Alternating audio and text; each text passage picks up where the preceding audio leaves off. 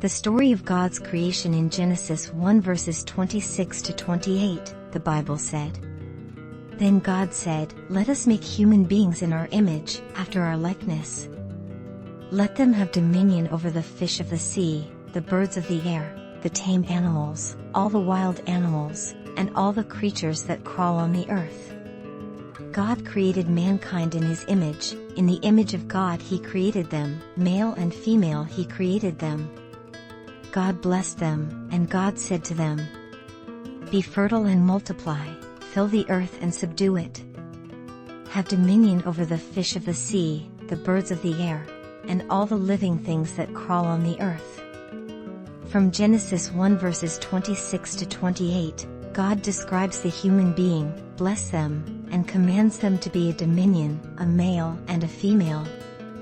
This is how God formed the human beings in Genesis 2 verses 7 to 8. "Then the Lord God formed the man out of the dust of the ground and blew into his nostrils the breath of life, and the man became a living being. The Lord God planted a garden in Eden, in the east, and placed there the man whom He had formed. God first formed the man and gave the man a place for him. This is the command of God to man, whom He created first in Genesis 2 verses 15 to 17. The Lord God then took the man and settled him in the Garden of Eden to cultivate and care for it. The Lord God gave the man this order: 'You are free to eat from any of the trees of the garden, except the tree of knowledge of good and evil. From that tree you shall not eat, when you eat from it, you shall die.'" In this lesson, God asked the man to do work, give the man a place and take care of the place, and order what to eat, which are the laws. So the Lord God formed out of the ground all the wild animals and all the birds of the air, and He brought them to the man to see what he would call them. Whatever the man called each living creature was then its name. The man gave names to all the tame animals, all the birds of the air, and all the wild animals, but none proved to be a helper suited to the man.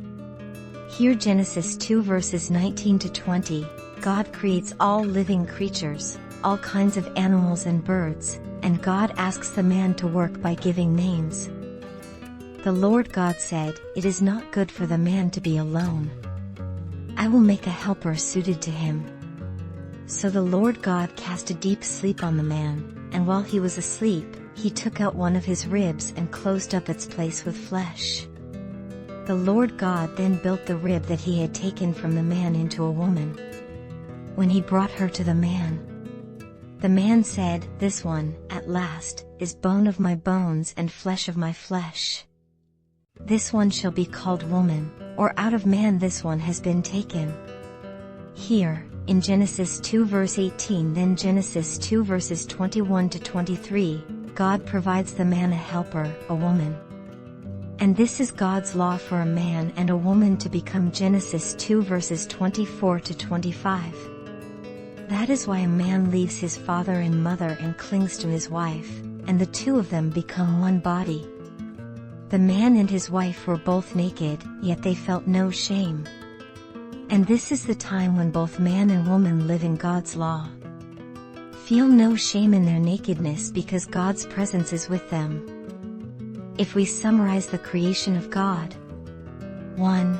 First, God creates a man.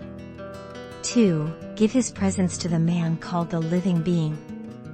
3. Command the man to the dominion over the fish of the sea, the birds of the air, the tame animals, all the wild animals, and all the creatures that crawl on the earth.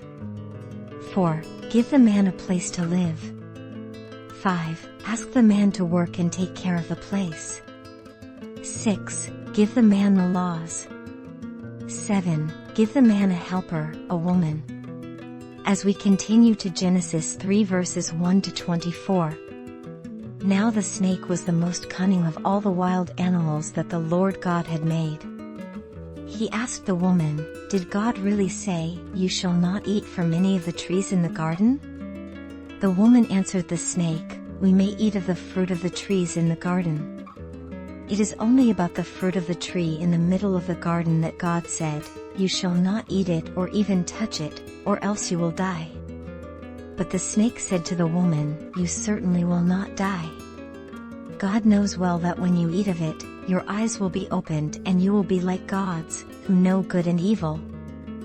The woman saw that the tree was good for food and pleasing to the eyes, and the tree was desirable for gaining wisdom.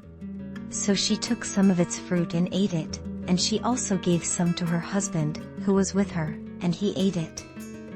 Then the eyes of both of them were opened, and they knew that they were naked, so they sewed fig leaves together and made loincloths for themselves.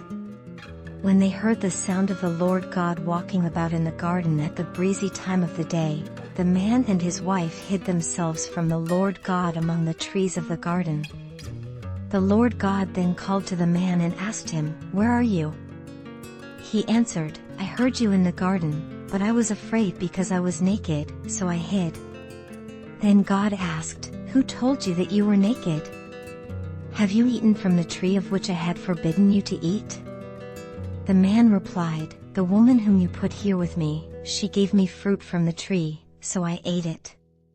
The Lord God then asked the woman, "What is this you have done?" The woman answered, "The snake tricked me, so I ate it." Then the Lord God said to the snake, "Because you have done this, cursed are you among all the animals, tame or wild, on your belly you shall crawl, and dust you shall eat all the days of your life. I will put enmity between you and the woman, and between your offspring and hers. They will strike at your head while you strike at their heel." To the woman he said, "I will intensify your toil in childbearing, in pain you shall bring forth children. Yet your urge shall be for your husband, and he shall rule over you." To the man he said, "Because you listened to your wife and ate from the tree about which I commanded you, you shall not eat from it. Cursed is the ground because of you.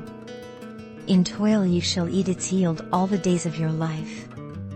Thorns and thistles it shall bear for you, and you shall eat the grass of the field. By the sweat of your brow you shall eat bread, until you return to the ground, from which you were taken, for you are dust, and to dust you shall return." The man gave his wife the name Eve because she was the mother of all the living. The Lord God made for the man and his wife garments of skin, with which he clothed them. Then the Lord God said, "See, the man has become like one of us, knowing good and evil. Now, what if he also reaches out his hand to take fruit from the tree of life and eats of it and lives forever?" The Lord God therefore banished him from the Garden of Eden to till the ground from which he had been taken. He expelled the man, stationing the cherubim and the fiery revolving sword east of the Garden of Eden to guard the way to the tree of life. Here, when the woman eats the fruit, the law is not affected. But upon the man eating the fruit, the law of effect is at once. Because God gave the laws to the man at first, and he fails to comply. The first Adam fails to obey God's will. We all started in the productive system of the man. It is the first creation of God, a man in the Garden of Eden. From generation to generation, the human population expanded throughout the entire earth. Until this present time of advanced technology, we all came from the reproductive system of our human father, and gave us to our own human mother to challenge who likes to be the first to reach the egg in our mother's womb, that we may be born on earth as offspring. If you understand, how many sperms are there competing between you and me to be the first? If there are 40 to 120 million brother and sister sperm to compete with you and me, who is first? It's you and me because we've borne offspring. If we're born, it doesn't mean that we're born for your and my intention or our parents' intention. We are born for God's intention.